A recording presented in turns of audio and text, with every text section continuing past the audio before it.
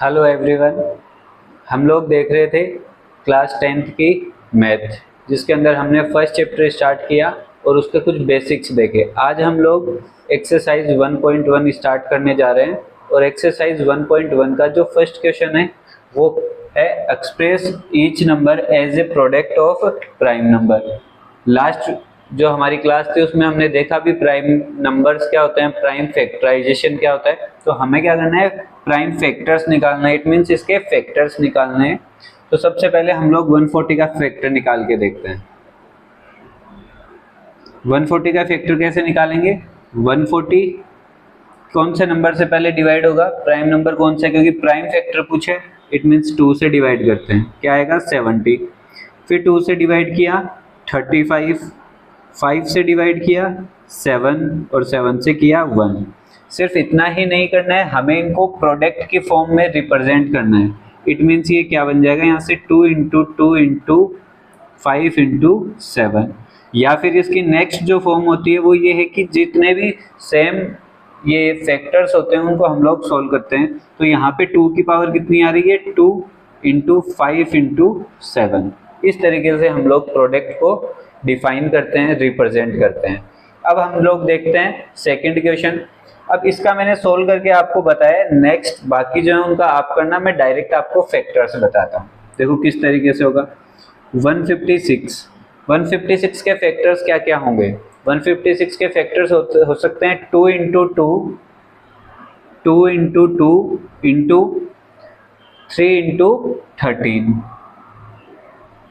इन सबको जब भी प्रोडक्ट करेंगे तो इनका आंसर क्या आएगा? 156। तो इस तरीके से हम लोग यहाँ इसको लिख सकते हैं 2 की पावर 2 इंटू 3 इंटू 13। फिर हम लोग देखते हैं थर्ड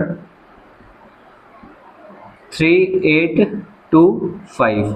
3825 के फैक्टर्स क्या होंगे? 3825 के फैक्टर्स अगर हम लोग निकालना चाहें तो हमें डायरेक्ट समझ में आ रहा है, इसको हम लोग कर सकते हैं 3 इंटू 3 इंटू 5। इस तरीके से आगे इसको अगर हम लोग सोल्व कर रहे हैं तो इसमें बनेगा 5 इंटू 17। ये कैसे निकाल पा रहे हैं हम लोग? इसके लिए हमें ये पता होना चाहिए कि डिविजिबिलिटी रूल्स क्या होते हैं। डिविजिबिलिटी रूल से हमें आइडिया लग जाता है कि ये नंबर डिवाइड हो रहा है कि नहीं हो रहा है इस नंबर से, तो हम लोग डायरेक्ट भी निकाल सकते हैं।